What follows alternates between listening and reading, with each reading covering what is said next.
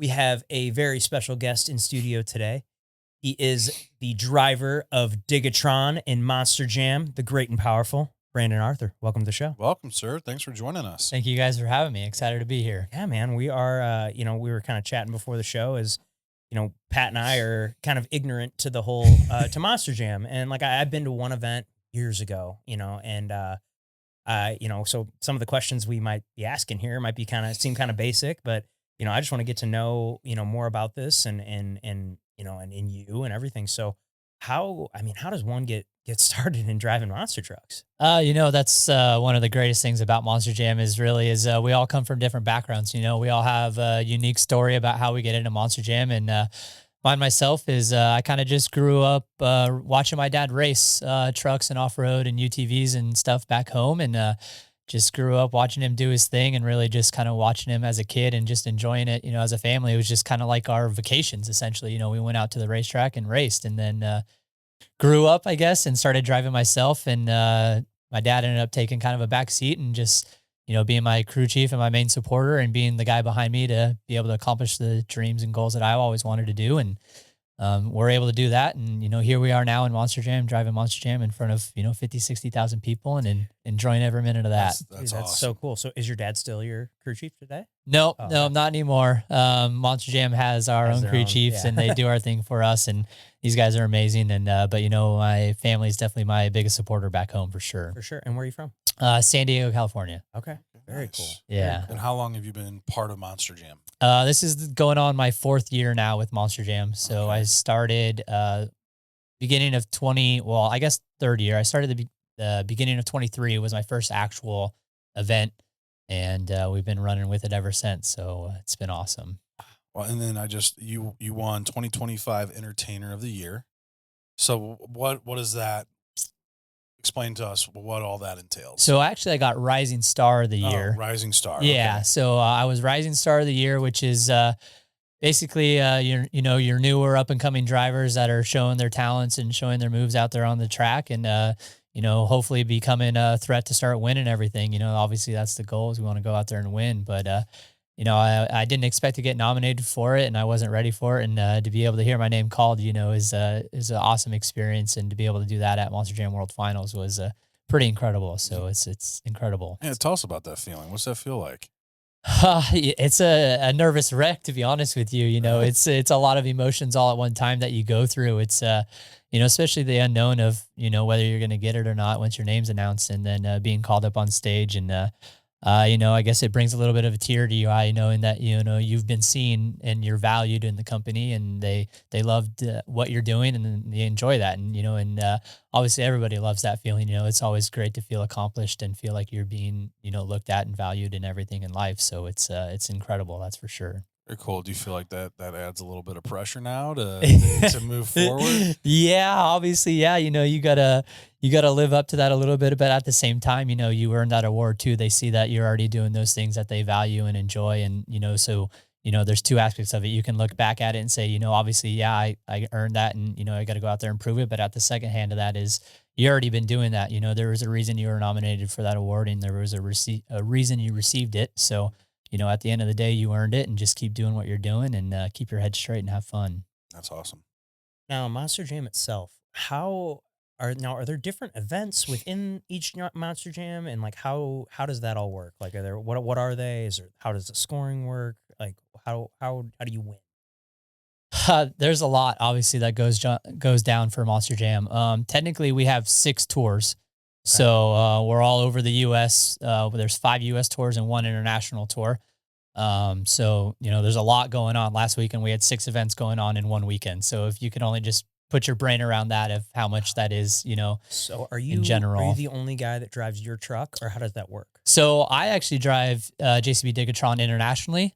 Okay. And then Tony and Tristan both drive it domestically. Unfortunately, Tristan wasn't able to make it this weekend. So I got the awesome opportunity to be able to fill in for him. So there's 3 JCB Digatrons all around the world, basically, and I get the joy of driving one of 3 of them. So it's a pretty unique opportunity, obviously, and loving every minute of that. But Back to like what you Yeah, guys were sorry. I asking didn't mean about to the, cut you it's off. all good. Back Got a lot to, of questions. yeah, we'll get through them. Back to the event side of it. The first thing we do is we have a Monster Jam pit party. It's basically a one-on-one interaction where you guys, your family, your friends, all the fans can come out and meet us one-on-one and, have a little chat with us, take pictures, ask us all those questions that they've been dying to know. It could be anything of, how much the Monster Jam truck weigh, what's your favorite trick, all these little things that all the fans and kids love to ask. And it's one of our favorite things you get to do. And, obviously we get to meet all of our fans. And like I said, I get to travel all around the world and meet some amazing fans all around the world. So it's an incredible opportunity to, have a pit party and be one-on-one with all the fans that we get to perform in front of. And then we go out for opening ceremonies and we put on this big display. All the trucks are out on the floor. We get out on the tires. We're out there waving to everybody, and loving every minute of it, seeing all the fans, everybody's beautiful faces in the crowds. And it's just awesome to be able to stand, almost center stage and just be able to witness, everything that's going on around you. And from there, it's game time. We get to strap up, get our helmets on, and we start with Monster Jam JCB Racing, actually.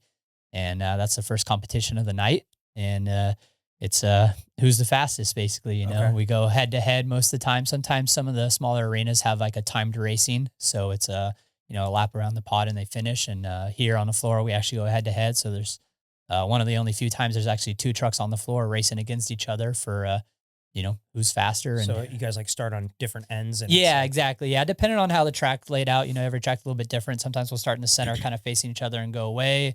Sometimes we start on end to end. And so it kind of just depends on the track. But I think this one we are on each end and make a loop and come back to the finish line, cross over finish line once, and then do another loop and cross it the second time. And first one to So the two laps. Yeah, first one to the finish line the second time is your winner. So, Sweet. and then Okay. obviously there's penalties and stuff involved if you miss things or hit things. And Okay. So Most how of do the you time- get penalty? Like you get it from hitting something? Like yeah, anything? like so, most of the time, the tracks, you have to have all four tires or the front two tires on the face of the landing ramp or the jump, depending on how the course is laid out. And so if you only get one tire on there, it's like a 5-second penalty to your time. So, it's usually 5 seconds is quite a bit, Sure. when you're in that small of a track. So it's usually Yeah, a that loss. could be a loss. Yeah. If you have one penalty. Yeah, and then like Okay. we have turn pods and stuff like that, and a lot of those most time are like if you hit them, it's more going to hurt yourself than it is going to do anything. It's just going to slow yourself down as you go. So, there's so many ins and outs of little things that we could get into, but as far as the basics, Yeah. it's I just want to know what I'm watching. yeah. Try and be clean, try and be Yeah. smart. I And, can explain it to my kids. yeah, lay down your best lap, obviously. So. Okay. And then from there, after, we have 3-4 rounds of racing and then a final, then we go into two-wheel skills. And basically it's almost your best trick competition. We get 2 attempts to do the most unique stunt that we want to do. A lot of times it's two-wheel skills. So it's a lot of times on the front 2 tires, the back 2 tires. Sometimes we'll go out there and you'll see bicycles, put it up on the sidewalls and stuff like that. That some of those viral moments that you guys Sure. have seen, that go around. And I can tell you what, though, two-wheel skills is one of the funnest, challengingest, hardest things you can do. But when you pull it off, man, it feels so rewarding to be able to do that when you can, put the truck on the front 2 tires and then walk it up and over ramps and all the way back down, or turn it into a combo and go to the front 2 and then hit a little trip up and go back to the back 2. And, it's one of those where it's just, it can get so creative and so challenging. And when you pull things off, you just feel so proud of yourself, when you get to do that. And Do you have a favorite that you like to pull off? yes. Yeah. And, obviously it's always a struggle, but, lately I've been really trying to get those combos down. Basically, like I said, you hit a popper into the front 2 tires, walk it back over, depending on the ramp. Sometimes you can't walk it back over. Sometimes you got to use the front side of that ramp to trip the front back up and get it back on the back bumper. And, sometimes it's a struggle and, sometimes you get it easy and you're like, man, why can't I just do that all the time? But it's not that easy, Yeah, it's, no, it's, dude, you're it's dragging around challenging. That's a 12,000 pound truck. Yeah, exactly. Yeah. Trying to balance it on 2 tires. But like I said, it's one of the most rewarding things you can do when you pull it off. So it's Sweet. incredible. Is that when people nail like those ones? Is that usually the winner? If you can nail that. Yeah. But It's a hard thing to you do, never I'm know sure. because sometimes multiple people can do it. Yeah. All these drivers are so good, man. It's the challenge is there, we're competing and everybody's so good at it that, man, it's just, sometimes you'll nail it and you're like, man, I think I should got a good chance at this. And you look up at your score and you get beat but Yeah, that's how it goes, that's how it right? goes. So, Yeah. and also I guess now that we mentioned the scoring topic, one of the cool things about Monster Jam is they use judgeszone.com, and the fans get to actually interact with us and judge the event themselves. So you go out your phone and go to judgeszone.com, and they'll give you either a little QR code or a 3 letter code at the venue, and you guys get to Vote be while we're along with there. it. Yeah, you guys get to vote with it. So, if you saw something that you really liked, you score up there and give Yeah. it a 10. So Hopefully for this guy, and so it's scored out of 1 out of 10. yeah, Okay. scored out 1 out of 10. So, That's and where becoming the fan favorite pays off. yeah, Sure. yeah. Sometimes there's a little bit of that. Obviously, we always encourage you to, vote what you think's the best. But Yeah. everybody's got their favorite. Everybody's got their truck, favorite so, guy. Yeah, Yeah, you're biased to your yeah, favorite. Yeah. exactly. So I give myself a 10. Yeah, Obviously. for sure. Yeah. So that's how Don't it blame you. goes. Yeah. Yeah. So okay, Log so in that's there, the haven't even gone yet, and you already got a Yeah, 10. you're like, yeah, he's gonna do great. I Yeah. just know it. yeah, Pre-score yeah. 10. Well, luckily you can't pre-score it as it's going. So if you could pre-score, it'd probably get a little out of hand, obviously. Yeah, but, for sure. But that's sure. the best part about it. So Yeah, that's cool. All right, so the two-wheel, Yep. two-wheel two-wheel trick. skills, Two-wheel yep. skills. And then we go into, I think everybody's favorite, and obviously I think the crowd's favorite is Monster Jam Freestyle. It's burn it down, lay it down, Just do your whatever coolest- you your want to cool do. stuff. Yeah, the coolest thing you can think of, the coolest thing you can pull off, the best, biggest air. Yeah, I don't know. There's so much that could go on in a freestyle, and you never know which way it's going to go. And that's one of the awesome things about Monster Jam is it's so unexpected. Is big things, expect the unexpected. And, half the time we go out there with a plan, and you get 2 hits in, and that plan's out the window, and you're on to plan B, and 2 hits later you're on to plan C, and you're just kind of having fun with it out there. Yeah. And sometimes you'll hit something, you're like, man, I didn't even see that out there, and it just became something cool that you want to just go do again, or you think you can do differently and hit better. And so Monster Jam Freestyle is just everybody's favorite. It's so Yeah, unique. I mean, and that just reminds me of, I grew up skateboarding and stuff. So Yeah. it just reminds me of like a standard like skateboard competition Yeah. or something, where you Yeah. just go out, do the coolest thing you can. Yeah. And score big for the judges. And, yeah. is there a freestyle that you did that it comes to mind? You're like, man, this was the coolest one I ever did. I don't know. It's hard to remember them all, to be Sure, honest yeah. with you. But I think one that stands out for me, and not that it was even that cool, it's just a first. My first backflip. The first backflip I got to do in a Monster Jam truck was just, it's mind blowing, man. You never thought that you'd take a 12,000-pound Monster Jam truck and do a backflip on purpose. Yeah. And do it on purpose. And, they have one specific obstacle out on the floor that's, basically just for backflips. And, you line up for it and just hit it. And just the memory of the first one. And luckily I landed it, so it all went well and got to drive away from it. But, not always does it happen. But it's something that you just, you don't expect, and is so just unique feeling and different. And I don't even know how to explain it, when you're in that moment of, flipping upside down in a truck and just doesn't feel right, but you're doing it and it works out, it's incredible. So Wow, that's so cool. That is really cool. So then from freestyle, you go to... or that's is that's it. Yeah. Three And then events. from there you have a overall event champion. Obviously there's a winner of each event. You have a racing winner, a two-wheel skill winner, and a freestyle winner. And at the end of the night, you have an overall event champion. Okay. So, and Sweet. And so, like here in St. Louis, because you're doing Saturday and Sunday. Yep. So are they like 2 separate things? Yep. So you could have a Saturday winner and a Sunday winner. Yep, exactly. So Gotcha. there'll be 2 totally separate events basically. And man, if you can come to both of them, I guarantee you're going to have a different event at each one. You're going to show up, thinking maybe you're going to see the same thing over. Not a chance, man. Yeah. It's different Not a there's time you go. choreographed Yeah, thing, it's yeah. different every time you go. And I think that's the best part about it is, we can line up saying we're going to win every single one of them, but there's 11 other competitors in the way that want that win too. So it's going to be different each time. Well, and you mentioned there's three drivers for Digatron. Yep. Now, and Tristan was supposed to be here, but he's not. Yep. So is it you and the other driver that are here, or is it just one driver? that's Just me this weekend. Okay. And then Tony, I think, is in Baltimore, I believe, this weekend. Okay. And they're doing Freestyle Mania, a new series that they came out with this year. Is super awesome. They combined the FMX side of Monster Jam and the Monster Jam trucks themselves. And What's FMX? Freestyle motocross. Oh, So sweet. Okay. they combine all their scores, and basically they have a teammate. We're here. It's kind of all on our own. Where this new Freestyle Mania, they have their own team basically. It's an FMX rider and a driver for Monster Jam, and Oh, they team up together at the end of the night for an overall event champion, and oh, and that's they cool. they both earned it together. So a little bit of team aspect of it. It's something That's new pretty and cool. unique, and Yeah. it's pretty awesome. Well, yeah, So because in racing, it's a pretty individual, sport, but that's cool to kind of like yeah, add like a team aspect to it. yeah, That's yeah, very cool. exactly. So Playing their different tricks, different, just in yeah. And when now that you think about it, like a monster, I mean, I'm not an expert in either, but a monster jam truck, I mean, or monster jam track could be, I mean, all the same jumps and stuff could be used for motocross, I guess. So yeah, no, or they similar, set up like it's just like a or is it freestyle separate? motor. Yeah, so they set up their own bag and ramp, and they have their own little thing, and I believe they have a best whip and a best trick competition, and that's what they get judged on in their two events. And Sweet. but that's another thing, like there's Monster Jam has stadium and arena events, and they're different. Each one's different. So if you get to a chance to do both of them, it's a different experience when you go to a stadium event and a arena event. So it's there's so many different aspects of Monster Jam. It's so unique and incredible that it's hard to experience it all.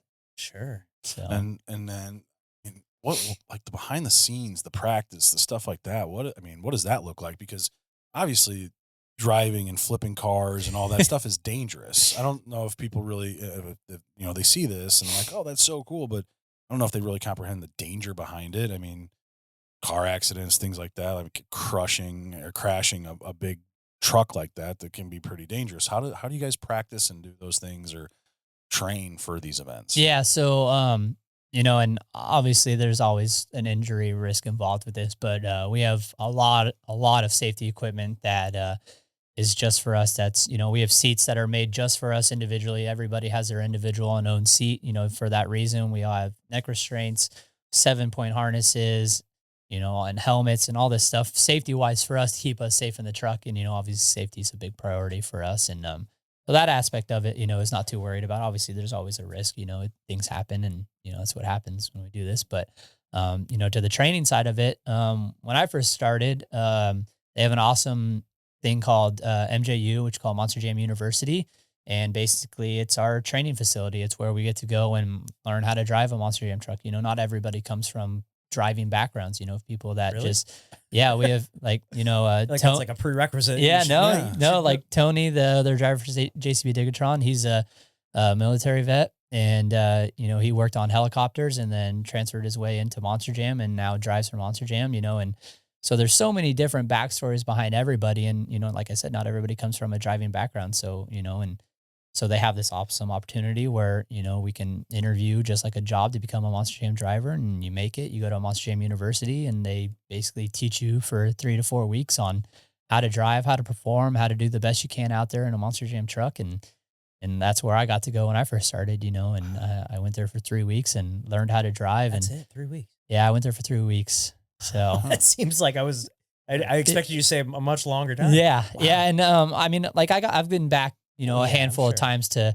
fine tune the craft and learn all the little things. And honestly, as much as these guys make it look so easy, when I first started, it was hard, man. I struggled, and you're going out there in front of 40, 50,000 people, and you don't want to look bad out there, but you gotta you start and learn somewhere. Not everybody just is great when they get in. And like I said, it's an awesome that they give us this stepping stone basically to be able to just go in there and learn and fine tune our craft and be able to walk out and perform the best of our capabilities right from the very beginning. And it's awesome that they have this experience. Some of the older guys, when they first started, they just, here you go, you're hired, and you just start driving. And that's how you learned, is by doing an events every weekend, and sometimes that's how you learn. But now they have this awesome thing, Monster Jam University, where we actually get training and learn how to do all the two wheel skills and all the stuff like that from the very beginning. So a lot of the newer guys coming up are just, they're already good. Yeah. You show Wow. up and they're already competing for wins and everything, and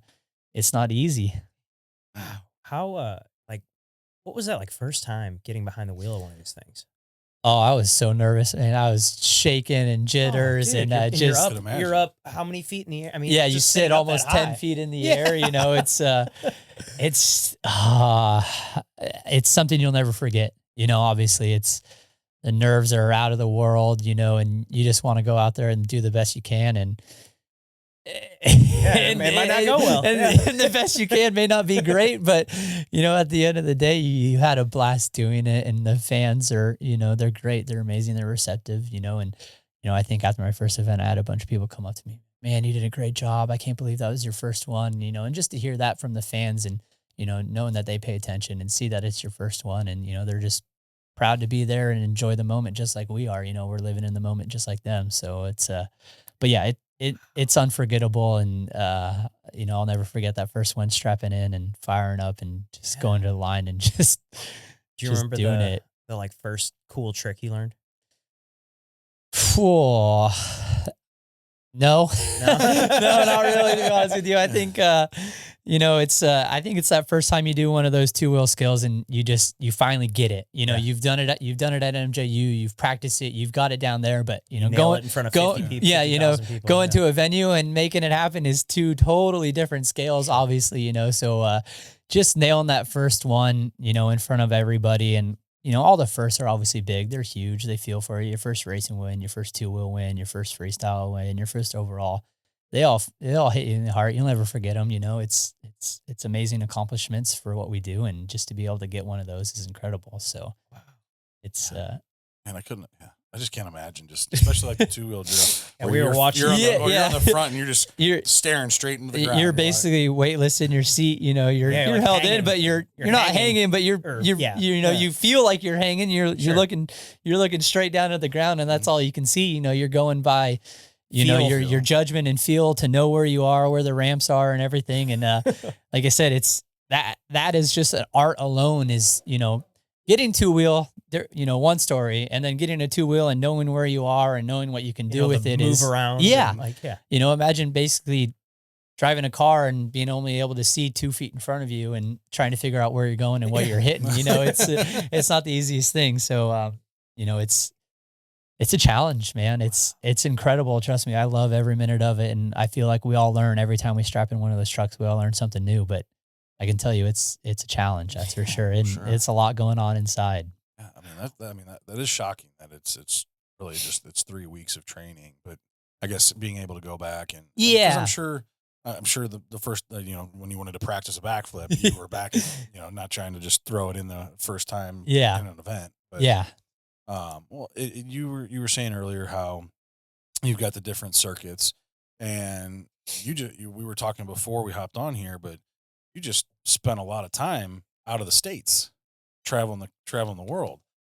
Tell us about that. yeah. So like we were talking a little bit earlier, I literally just got home from Doha, Qatar. I was in Qatar last weekend.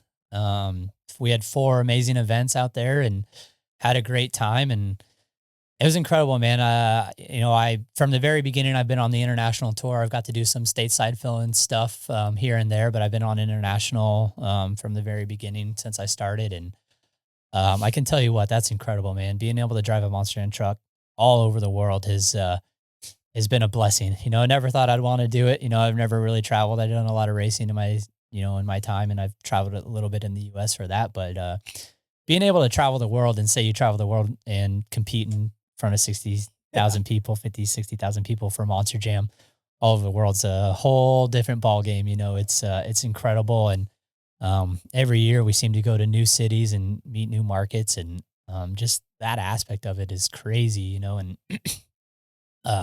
very, very blessed to be able to do that. And I'm looking forward for the rest of 26, obviously for that reason, but it's just never as a child did I ever think I would be, 1, behind the wheel of a Monster Jam truck, and 2, traveling the world with Monster Jam to be able to perform in front of all these amazing people all around the world. So it's incredible. Awesome. How long does like a season? So like a season stateside, the main season is like January to July when we have our world finals. They pretty much go almost every week. Pretty heavy from like January to May. So that's almost every weekend, 5 events a weekend, 5 different series going every weekend, essentially from, now till May. And then the big one is Monster Jam World Finals, which is in Salt Lake City, again this year for 26. And, so that's kind of their main season. Our season internationally is kind of a little bit different. We're a little more spread out. I think we're about one a month right now. So we have one or two a month for, kind of spread out through the entire year. And but we work the same way. We have an international points championship. We're all in a points hunt at the end of the day. And I think I'm in like second or third right now, a little bit out of first, and that happens. Mhm. But You got time to catch up. yeah, we got a few more events to go through still, so I got time to make that run for it. But uh, it's a lot, man. I feel for some of the guys back in the office, obviously, to deal with all the logistics of 6 tours, all throughout the year. It's a lot. It is a lot. You're talking about traveling internationally with these things. Like my first thought is how Yeah. are they are they That- flying these trucks to Qatar? Or That's everybody's question. So they actually go by boat. So Okay. we have to have 2 sets of trucks actually just to be able to make it everywhere, because obviously we go to different countries, and a lot of times you can't get to, it's by boat, it ain't the quickest. So Right. you can't get there right away. So we have 2 sets of trucks that travel the world. Usually, one stays in like Europe area like Okay. that, and then another set will be in like Australia. So on that side of the world. And those guys, I don't want nothing to do with that, because I could only imagine the logistics of obviously trying to get trucks all over the world is, and then second, that put on, meet with venues, meet with buildings, and all the little things that go on behind the scenes to, Set these things up. to make the events happen. It's a lot of work from Monster Jam team in general, I and mean, just bringing in the dirt. yeah, yeah, Like, exactly. what? Yeah. Like We take a lot of dirt just to make these events. So, uh, like I said, we get the awesome part of driving. We get to Yeah, you get perform the- in front of everybody. I say you know, easy and- part, and- but it's not the easy part. And we talk, we talk all the time about drivers, and and yeah, we have a hard job to do, obviously, but the whole Monster Jam team in general, just it's a lot, and I got to thank them for giving me an opportunity to be here and be with you guys and be able to do this. But those guys work hard day and night to make these events possible for all these amazing fans, and like I said, all over the world that we go. So it's a lot, man. It's a lot, that's for sure. Well, and speaking of around the world, what's the fan base like around the world? I mean, I get, like, when I think of trucks, I don't think of them.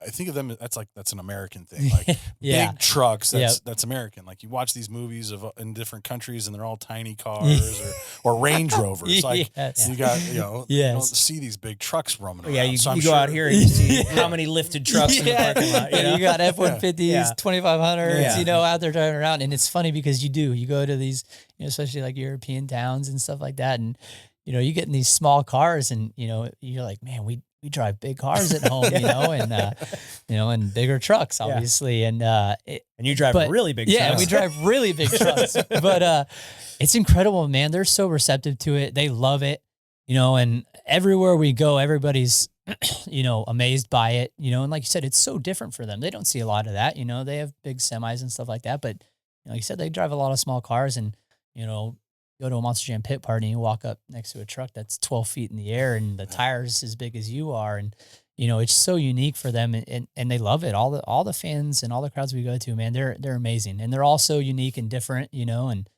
everybody's different. And, sometimes it's hard to communicate with them. Obviously there's a little bit of a language barrier that we get sometimes, but you know what? We're all there for the same reason. We're all there to have fun at a Monster Jam event, and they love it. They're loud. They cheer for us. You can't, there's no language in cheering. Yeah, no, All you hear is woohoo, let's For go. sure. And that's what's awesome about it is they love it just as much as they do here. And it's incredible. Like you said, you never think that you'd go all around the world and, with Monster Jam trucks and perform in front of all these people, and they love every minute of it, and honestly, a lot of the stuff we do overseas is almost always sold out.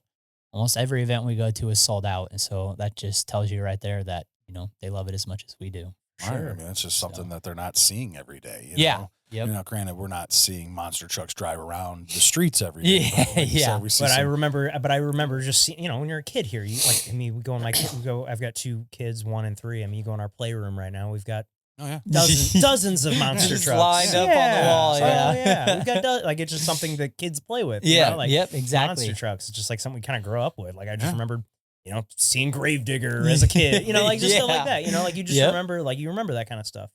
But one question I wanted to ask is, I mean, you've gotten to travel all over the world. Is there a particular place that like really? No. Actually, let me ask this question first. Sorry, before I get It's into all that. good. Like when you're traveling, or do you get much time to kind of explore like like during the days before the events? Like if you're in Uh, a new place, you get to kind of like go check it out. yeah, and obviously that depends on our schedule. Sometimes it's a fly in, fly out. If we only have one weekend there, but a lot of times we have back to back weekends or stuff like that. So you're there So for we'll get a yeah. a week and a half, and obviously we compete on the weekends So you and got practice yeah. Fridays. But sometimes we'll have 3, 4, 5 days to go out and explore. And I think that's one of the best parts about it. So Is cool. Mhm. is we do get some time to go out and explore these beautiful cities and countries that we get to go to. And you said, how often do you get to let alone go to these countries, let alone do it for Monster Jam? And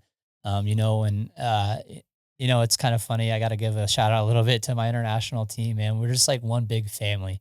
We always seem to do stuff together. We always seem to hang out together, and it's always fun to go out and explore cities. But it's always fun to be able to do that with friends and family. Obviously it's you're a long way from home. You're a long way from your personal family, and to be able to make friends with your international family and get along with them so well is incredible. And that's what makes a lot of this experience so great, is just being with people you enjoy spending time with. And to be able to do that and go out and travel and see these beautiful cities and countries that we get to go to and see their architecture and learn about their history and some of the things. And it's just it's incredible just to, do that and be able to do that with friends that you've made that, live on the other side of the US that, that you never even knew until you were part of Monster Jam. And it's just one big family now. So it's Oh, man, that part's just incredible.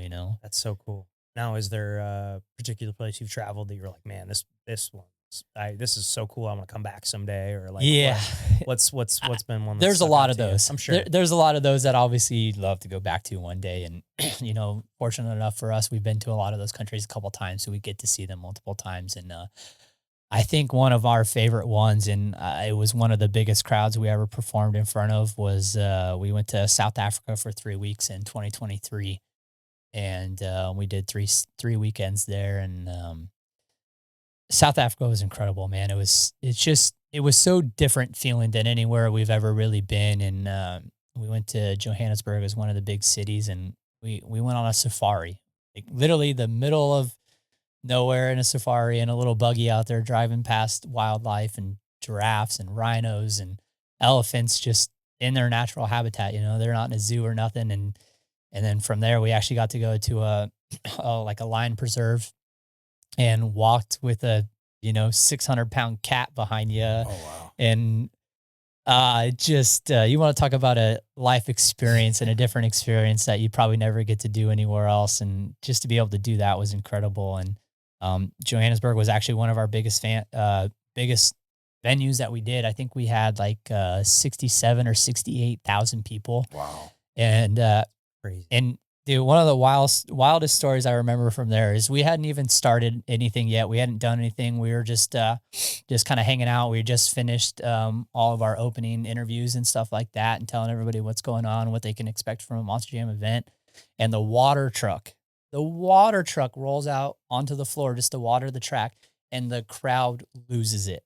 Like, and this was like a full bowl stadium. It's huge, 3 stories, 360 all the way around. It was 67,000 people, and just whoo, the sound of 67,000 people going crazy for a water truck before the event had even started was incredible. And we all looked at each other like, we're in for a good one Yeah, tonight. sweet. Like it was. I'm getting chills right now just talking about it. It was so crazy, and the love they had for it was incredible. And like I said, it was a huge venue. It was incredible. That's awesome. So what's the water? They just spray it down. Yeah, just to keep dust from getting I everywhere, just see. to get the track kind of wet. That makes So, sense. Okay. Yeah, the dust, I can Yeah. imagine. Yeah, that's exactly. yeah, and like a big stadium of people. Yeah. Yeah. Yeah. Exactly. Makes sense. So, All right. Yeah. yeah, I follow. it's just, it was just like the water truck, Yeah, The they're just littlest excited thing. about yeah, that, They're you know? excited about that. Like So. we haven't even done anything cool yet. Just spraying water on some mud. you know? Yes, exactly. Turning dirt Yeah. into mud over Yeah, here. exactly. Well, you mentioned your team. How do you guys interact with the other teams and other racers and things like that? Yeah, I so I mean, it's kind of just a giant family team sport, to be honest with you. How I view it, we all kind of travel together and do everything together. And at each venue, there's 2 trucks and a trailer, and they kind of have, we have a crew chief, but they kind of share the same team together. And um, there's just a lot that goes on behind the scenes. We have a lot of amazing crew guys that take care of these trucks for us. We get to go out there and do the fun part and beat on them, but we have Yeah. those guys that got to go back there and fix them for us and make sure we're out there. So we have a great team, basically behind us that take care of these trucks and do an amazing job to make sure they're 100% for us so we can go out there and do what we want to do. So Yeah. I was thinking, I mean, I just feel like these trucks have to be destroyed after one of these Yeah. events. yeah, So they're just like rebuilding them, like, yeah, well, like for example, like say, Saturday you go out and by the end of the event Saturday, the truck's all beat up. They got to basically get it ready for the next day. yeah, exactly. Those guys are talented, man. I could tell you that they do a great job, and let alone not even at the end of the day on Saturday. There could be problems we have in racing. Could hurt a transmission or have something go. You roll in racing, things happen, and you roll in racing. They got to get the truck ready for two wheel skills, which is 10, 15 minutes later. So. I've seen those guys do some pretty incredible things, in a very, very short amount of time.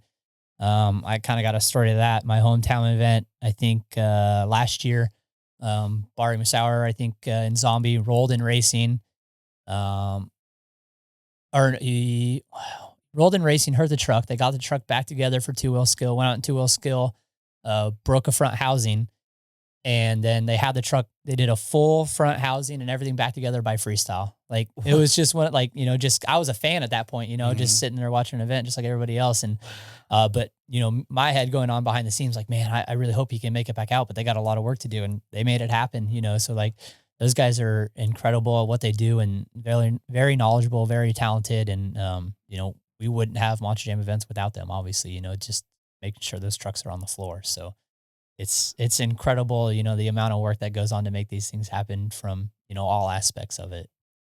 Now, did you grow up a Monster Jams fan? Yeah. Okay. Yeah. So I got a story time, I guess. Yeah, Let's do it, go ahead, and, yeah.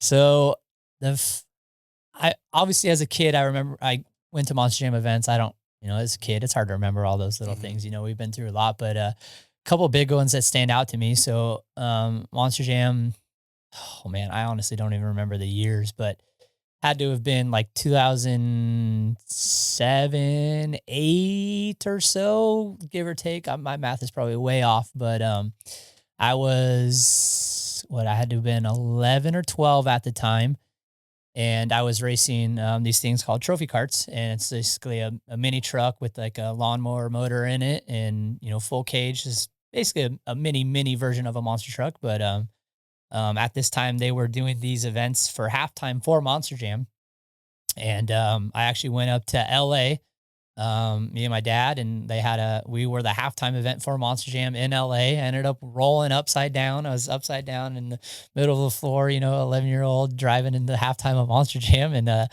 um, and then the following year, I think it was, or maybe 2 years later, we were racing UTVs at the time, and we were the halftime event in San Diego, which is my hometown event, and I ended up winning the halftime event in a UTV, at Monster Jam, and here we all full circle now Yeah, now driving you're for Monster driving Jam, for Jack, yeah. just crazy little stories that you never thought would really mean anything that turned into a full circle moment of here we are at Monster Jam, driving Monster Jam trucks, and there I was as a kid performing basically as the halftime event for Monster Jam, just being a kid in the fan during the event and driving at halftime and enjoying every minute of it. So it's just, just incredible life stories that we get to pull from Monster Jam that, we get to be a part of. Now, did you have a favorite driver back then?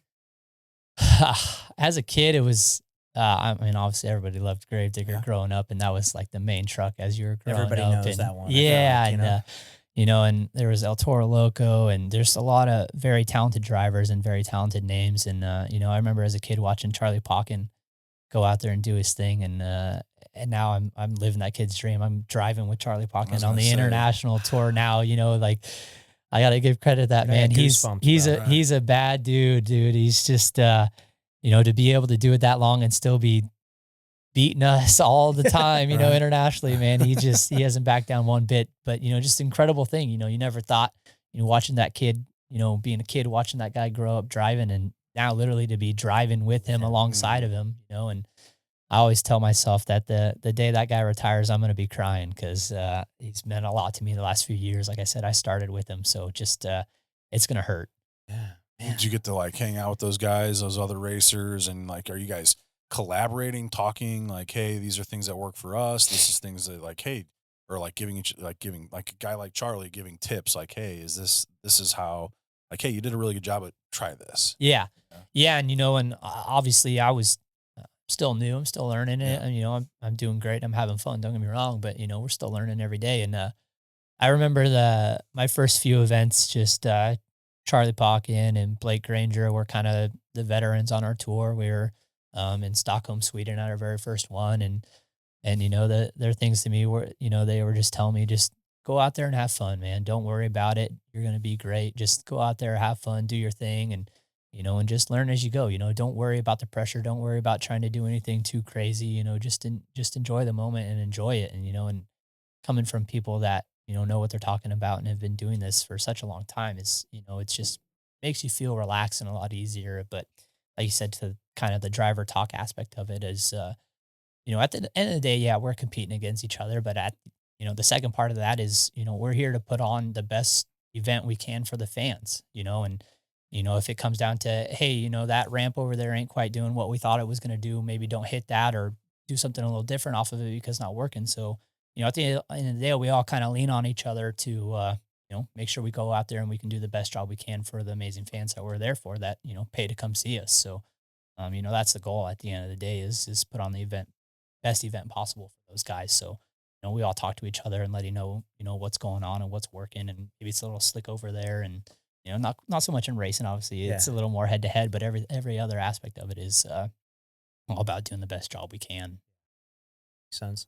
Are the tracks is it always the same setup with the same like type, this ramp's always here, this ramp's always here, or is it like different for every event? How does that go? So, most of the time, like each tour, like stadiums will have their own unique track. Arenas, we have the pod, and we got the logs and the backflip ramp and stuff like that. That kind of all stay the same, and the ramps are um, measured out each time. So Okay, so it's always kind of it's set. yeah, and obviously the dirt changes, and it doesn't quite hold together sometimes, and it's different, in that aspect of it. But at the end of the day, it's you know it's trying to keep it as consistent as they can for us so we know what this ramp's going to do or we know what that ramp's going to do, and obviously the dirt's different and that changes every time we go everywhere. But each stadium has their own you know event floor plan basically, which is the track we drive on, um and it's set for the year. So every weekend you're going to have that same floor plan, so you kind of get a good idea what's going to happen. But everything's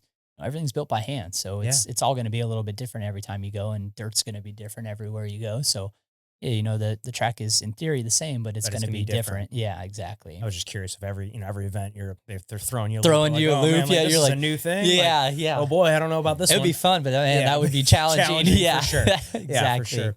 Oh, and then to kind of piggyback on that, like in regards to like the freestyle events, do you go out there with like a plan, or are you just kind of going on feel? Like you're like, all right, I'm gonna go out there, I'm gonna hit this, I'm gonna hit this, and then when I go from there, I'm gonna go to this, and I'm gonna try that. Or are you just like, all right, I'm gonna go hit this, and then all right, this feels good right now, or like how do you do it?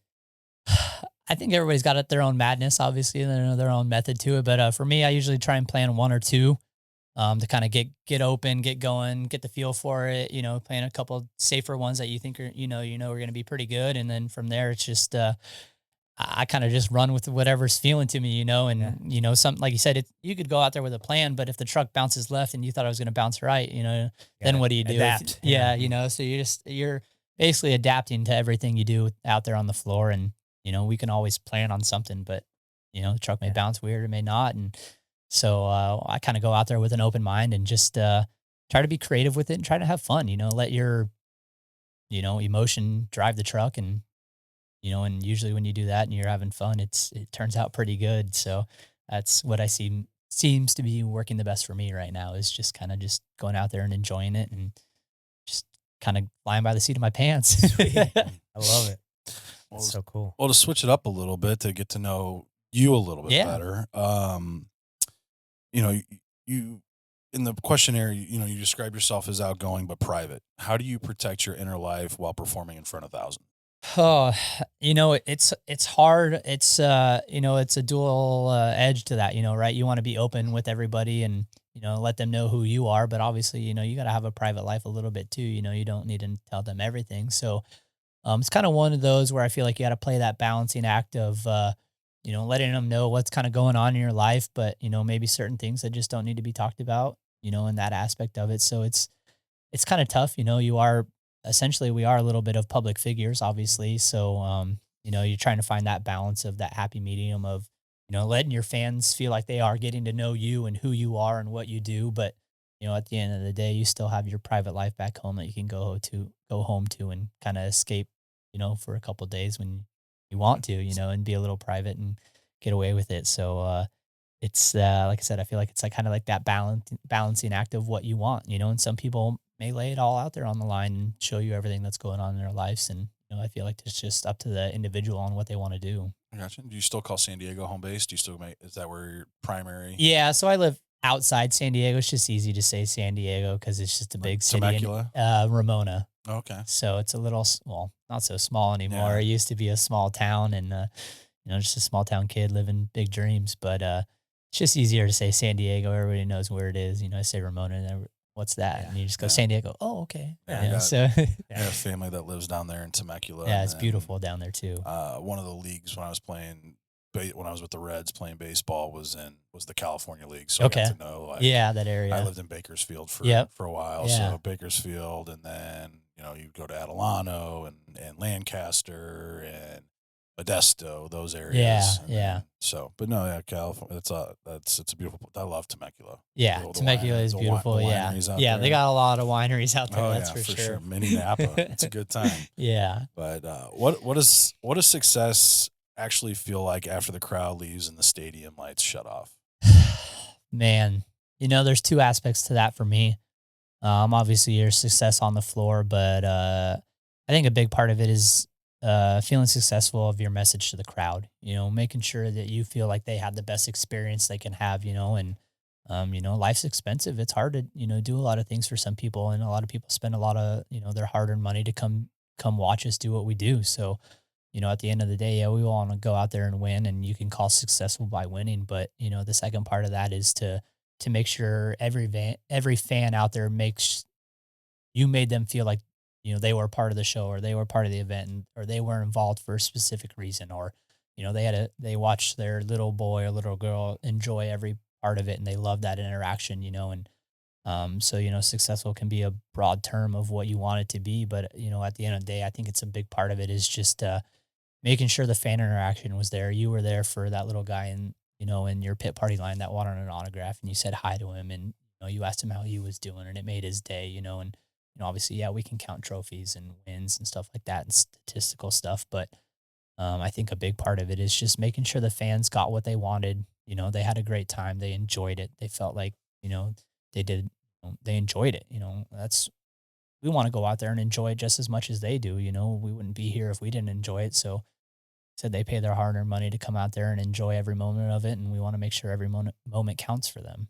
So Do you sit there and picture yourself as a little kid in the stands, and you're doing everything for that little kid? all the time, I remember going to like I said, going there as a kid, watching it, and and feeling like you were there, enjoying every minute of it. You were involved in the event.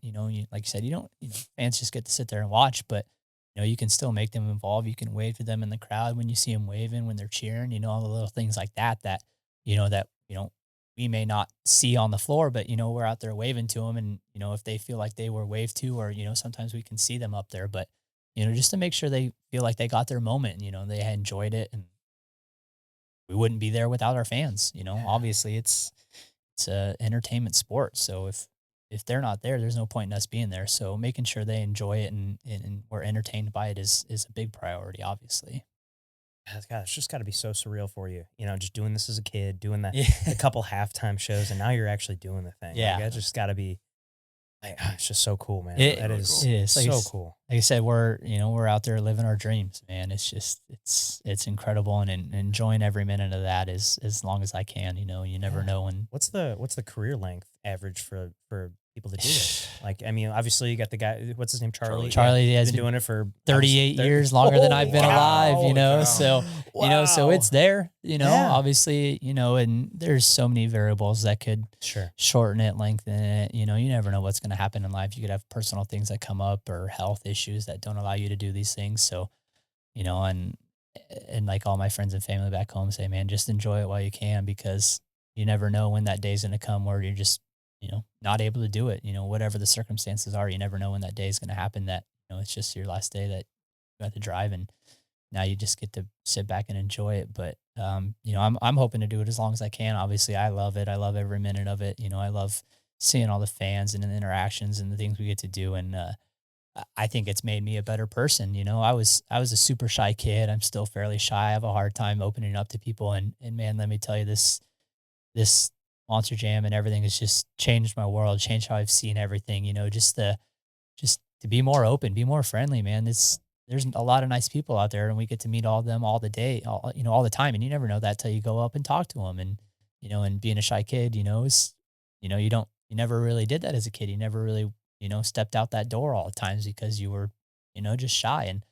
And now you know now we see Yeah. 60,000 people a weekend, and and getting to talk in front of them and Yeah. do all these things. And it's incredible, and it really just it's life changing, obviously. So For sure. Yeah, I definitely wouldn't have thought you were shy based on this Yeah. conversation. Yeah. Great. That's, Yeah. you're doing awesome. Yeah. Well, you mentioned earlier the the safety protocols, all the equipment and all the stuff like that. Is injury like a common thing? Do people get injured, or is that I would imagine that's got to happen, right? Yeah, I mean, obviously it happens, and you never know. Like you said, you could take one hard hit that just, it got to you, and you could take that hit 10 times and never feel it. And the one time it does. So, and obviously safety is a big factor. We have safety checks all the time. We do safety equipment checks, truck checks, all these safety things we have on the trucks for us, for, the fans and everything, that, it's all there. But, obviously injuries can happen, but, you can be walking down the street and roll an ankle and be Yeah. out, so Sure. it's just, you never know what's going to happen. And obviously we have the best equipment that's going to keep us as safe as possible. But at the end of the day, there's always an It's injury unpredictable. risk, Yeah. There's, With it's anything, very man. real. I train and compete in martial arts, and Yeah. people are always asking me about the injury thing. I'm Yeah. like, man, I know so many people that I can name three people I know that tore their ACL playing co-ed intramural basketball in Yeah. college. Like Yeah. injuries happen in every sport. So Yeah, it's just exactly. and there's always ways to mitigate it. But that was just something I was curious about. Yeah. Another question I have: what's your like preparation like for an event? Do you have like a routine? Do you, like, all right, I wake up, I eat this, I do this, I do this, and then or like, do you have anything like that, or is it just kind of like I just show up, fuck, or just strap everything on and drive? I don't know, man. Sorry. I guess it's all good. We'll bleep that. I don't know. I'm not superstitious, but I am, I guess, at the same time. I try not to look too much into it. At the end of the day, we're here to have fun, and that's the main part about it, is just to enjoy it. So, um, yeah, I mean, I think I don't know why. I always put my left sock on first, my left glove on first, a couple little things like that. Okay. But at the end of the day, I don't feel like I have too many crazy ones that really bother me. There's certain pet peeves, I guess, that get me sometimes, but I don't know, sometimes it's just easier not to stress on the little things and just enjoy the Just moment show of up. it. Yeah, and just be there, be present and enjoy it, and I don't know. I'm sure I'll leave here and be like, oh yeah, maybe I do this a little more than I thought, or stuff like that that you don't think about, that you just subconsciously do. But try not to think about it too much, and those things. So, but yeah, I mean, there is a little superstitions to it. Obviously, like I feel like I have a lucky shirt that, if, the last few times I've worn it, I've won. So Yeah. it's hard not to, Yeah, wear the right? lucky shirt. Yeah, I'm wearing my good shirt tonight. Yeah, yeah, We're winning, exactly. baby. It's Saturday night. It's good shirt night. Haven't washed this thing in 3 months. yeah. Keep the streak Things walking alive. around by itself at that Yeah, point. you gotta crack fold it to get it in your bag at the end of the night. It's like, yeah, Well, folding a piece of cardboard. Yeah, exactly. It's all as you're putting it away. You're like, oh, maybe I should do something with that one. But it's well, too well, different. well, outside of racing, what are some of your hobbies? I really enjoy love. That's a good one. I really enjoy going to the desert. I grew up going to the desert as a kid. Obviously started out in bikes and stuff like that, but I know, with that famous saying, with age comes a cage. Well, apparently my age was about 12 with a cage. So, it started very young. I've been driving basically my entire life. I remember Memories as a kid, sitting on my dad, sitting on my uncle's laps, driving their trucks. They're pushing the pedals. I'm sitting there steering. I can't reach. I can barely see. I'm just barely looking over the dash of the truck, just driving around and enjoying moments with friends and family. And I've been doing that my whole life. And so it's one of my favorite things to do. And obviously, you can't do that all the times, but that's one of my favorite things to do. I went straight from Qatar straight to the desert. I was in the desert, straight to the desert when I got home. So just one of our favorite things to do as a family, and it's our vacations. We never really went on vacations so much growing up. Our vacation was going. Well, we went to the desert. That was our Yeah. vacations. So um, play a little bit of adult softball, not so much anymore. Obviously, a little busy now, and so it's a little harder to do that. But play on a Wednesday night league night, and There you just go. a good time to hang out with my friends, see my friends, because I'm gone a lot, so sometimes it's hard to do that. But it's a good little time to get some physical activity in, and catch up with your friends. Been playing golf. Okay. That's a love-hate relationship, gosh. obviously. It's Tell if me. anybody plays golf, you have your highs and lows with that one. But it's just like I said, another great way to hang out with my friends and do some physical things. Obviously, driving in a car ain't very physical, but it's a good way to get outside and enjoy the day. Just played a round of golf in Qatar at the That's- Doha Okay. Club, and their DP tour, which is like their PGA, is going to be there in a month. So it's like that's like one of my bucket list things, man. Is try and play some golf in all the countries I get to No, go I was gonna say, do to. you take your clubs with you when you No, travel? I just rent them. Okay. It's too hard. Yeah. I don't need any more baggage when I travel. So I'm sure you guys Um, travel around with a lot of stuff already. yeah, exactly. Trust me, I would love to take my clubs everywhere, but I'll just rent clubs. I'm not good enough for it to matter anyways. So Same. golf is a hobby, not Yeah. a sport for me. No. So Playing for 12 years and I'm still terrible. yeah, exactly. Yeah. I'm not making the PGA tour, which is fine by me. Yeah, I would love to, but Right. yes, I'm nowhere near good No. enough for it. So I'll stick to driving Monster Jam trucks. Just stick to driving Just Monster stick to Jam driving. trucks. Yeah. Well, you mentioned the pit parties earlier. What advice would you have to fans that come to a pit party to get the most out of a pit party? Whew, that's tough, man. Just enjoy it with your family. It's another moment just to bond with your kids and your friends and family that you get to come to, and it's hard for us. We see a lot of people. Sometimes we're not always the happiest at pit parties. Sometimes you just maybe had a bad interaction with a fan or whatever. But we're always trying to there to make the best time for you guys. And sometimes we get frustrated with ourselves. Maybe we felt like we did a bad job with the kid we just saw. But that's besides the point. The big thing is just enjoy it. And obviously it makes for a long day. Don't get me wrong. I understand that. It's hard to say to be there for the whole time, but if you want to take your time and be there for the whole time, that's the best part. It's hard to get to all 12 drivers. We always have a line. We always have people waiting to see us. So not always is it the easiest to see everybody. And, we do the best we can to get through everybody, but also you want to be personable and talk to people too, so it's hard to find that balance for us sometimes of, is making sure you're engaging with people, but not Don't, trying to don't not, take up too much yeah, time. not trying to shoo them away to where you can get through everybody. So it's hard. So that's why we have 3 hours, 4 hours to make sure that, all the fans get the best chance they get. And don't forget to bring your toys, man. We love signing those little diecast trucks that you have of us or anybody, and we're not afraid to sign t-shirts or anything. So if you have anything you want signed, a shirt that, maybe you've been coming for the last 5 years and you got the drivers for the last 5 years on this one shirt, and, we all get to sign it. Those are some of the really cool things that we get to see, are like guys like, oh man, I've been coming for the last 5 years. I've seen all these guys, got to meet all these drivers, and, every year, sometimes there's different people, and now you get to sign the shirt, and little things like that are just, cool for us, that are just, memorabilia, and shows how much these people care, that we are there, as well as, we care that they're there for us. So, it's so unique, just the experience that we get to get through pit party. And so I remember walking through as a kid, it was just, trying to get your autograph from your favorite driver and all those things. And, you're waiting in line. It's like waiting in line at Disneyland, man. You get to go on that awesome ride for, a couple minutes, and your time's up, but you got to do it. So, Yeah. and like I said, we do our best to make sure we get through everybody we can, because we know what it feels like to, be there and experience it. So, It's awesome. Well, some fun ones. okay. All right. If Digatron could talk, what would he say? Ooh, let's dig it. Why not, right? Yeah. Okay. Yeah. Where did the name Digatron come from?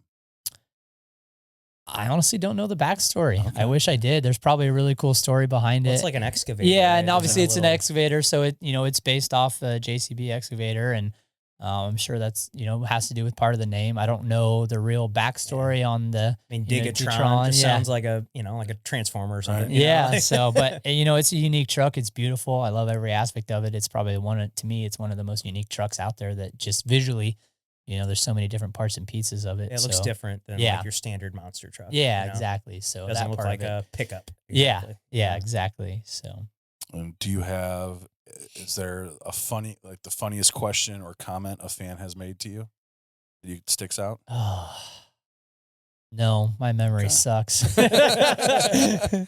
Okay. Unfortunately. Let's see here. What else? I'm sure there's some good ones, to be honest with you, though. Yeah. But I'm sure. it's yeah. a lot of the ones are probably in a foreign language that I couldn't tell you what they're saying, but it was probably something really good, you know? Yeah, sure. Well, Yeah, I didn't even think about that. Yeah, if you're at a pit party and it's in a country you don't speak the language, is there like a translator there? Yeah, so Okay. sometimes we get translator. Like we had a really cool one. One of my favorite times actually. We were just in South America. We were in Chile. We had 5 events there, and we had our security was with us, was also a translator. So it was super nice because they speak Spanish down there, and don't know very much Spanish, so it's hard to communicate with everybody. But we had translators there that were helping us out, and it was awesome. You felt like you were able to have a conversation with people that you couldn't. that before. the language barrier would bother it before. So that experience was super cool, and it was an awesome thing that they did for us to be able to have translators and essentially make it so we could have conversations with these people. So that's Very cool. That's pretty one cool. challenging thing, Yeah. obviously, about the international stuff. So That's awesome. Do you have a nickname? I don't know if I have a Monster Jam nickname, No. but all my friends just call me B. So Okay. it's just nice and simple, and it's just easy. Easy. It's a lot shorter. Yeah. Okay. As long as my mom doesn't call me that, because then I'd probably be in trouble. So I guess it's better than getting the first and middle name, because then it's not good. That's mine, man, for sure. For sure. That's when I know I'm in trouble. When she Yeah. says the full name. Yeah, you're like, Oh boy, what did I do? Ooh. Zachary James, get up here. Yeah, you're like, yeah, I'll be there. I'll be there. Oh man. What is your favorite TV show? Ooh, I don't know why. Recently, I've been watching Chicago Fire. Okay. That's been my kind of That's a- go-to right that's a now. good one. It's a good one. It's been Yeah. pretty good. So Yeah. Good storyline there. yeah, I've been enjoying that a little bit, and you thought it maybe be some adventure or something, but it's just a good pastime. Do you have a favorite food? Oh, I live in San Diego. My favorite food's Mexican food. It's going to be kind of hard to not go with that Right, one. yeah, for sure. What advice would you give kids who want to be a drive for Monster Jam someday? Don't give up.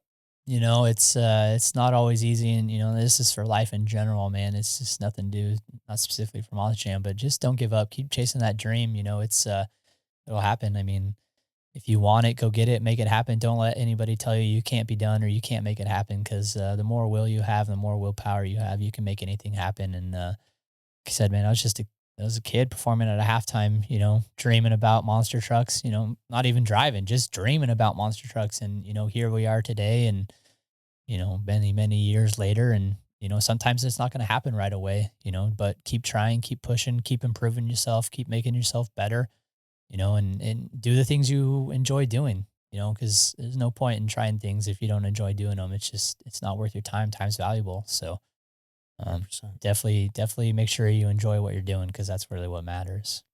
Perfect. Do you have a favorite trophy that you've won?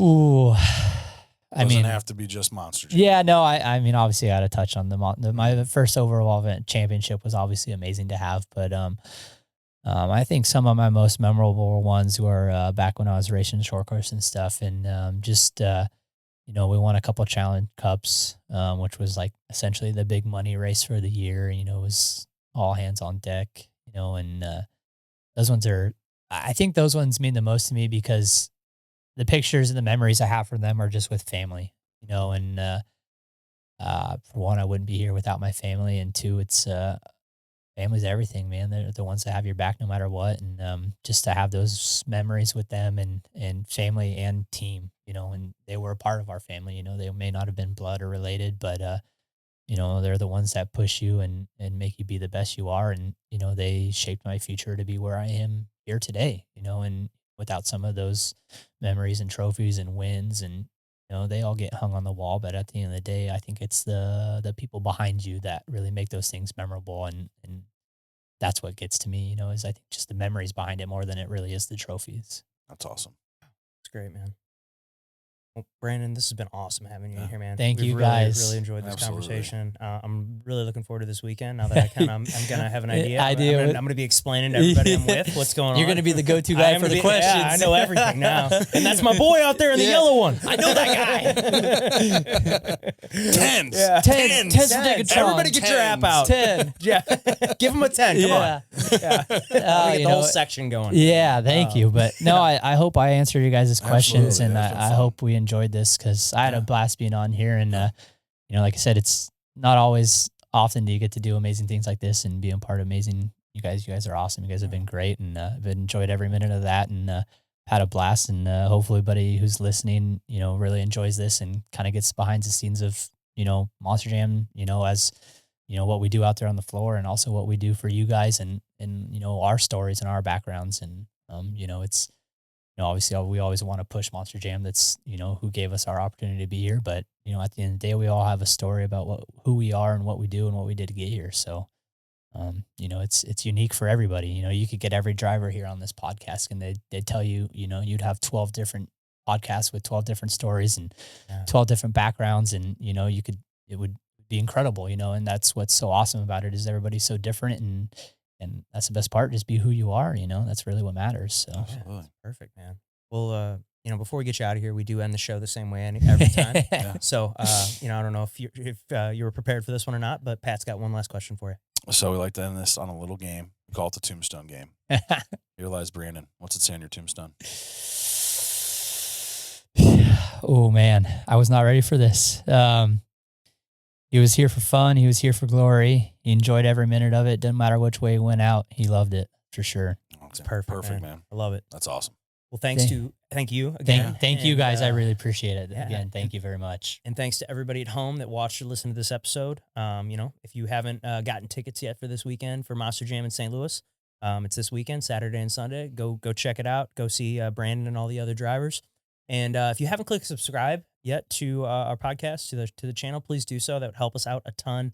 We are continually trying to grow the show. So share the episode with a friend. Comment what you thought below, and we will see you next time.